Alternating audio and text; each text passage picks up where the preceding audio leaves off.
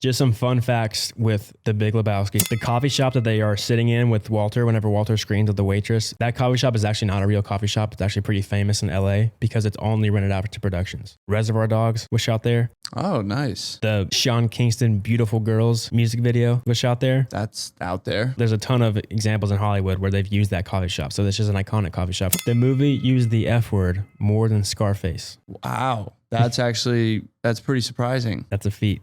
They say the word man nearly every 1.5 minutes in the movie. That one makes sense. Really weird coincidence. This was not planned because the movie came out before this event. But whenever the dude is checking out of the grocery store and he writes a check for 69 cents for the half and half, the date on the check is 9/11. And he looks up and he sees George Bush Sr. speaking out against Saddam Hussein, the Iraqi president at the time. Whoa. So that's just like a really strange coincidence where like the check says 9/11, 10 years before 9/11 happened. Maybe it's a coincidence to you, but I'm onto something bigger here. The Hollywood conspiracy. Oh, yeah. You would assume with the way that Jeff Bridges delivers the lines that he would be improvising a lot of these things and every take would be different, but no improvisation was in the movie except for one line. Everything else was scripted. All the mans, all the fucks, everything. They said it verbatim, how they wrote it. The only line in the movie that was improvisation, whenever the dude calls the Big Lebowski, "You human paraquat!" They thought that was funny, so they left that in the movie.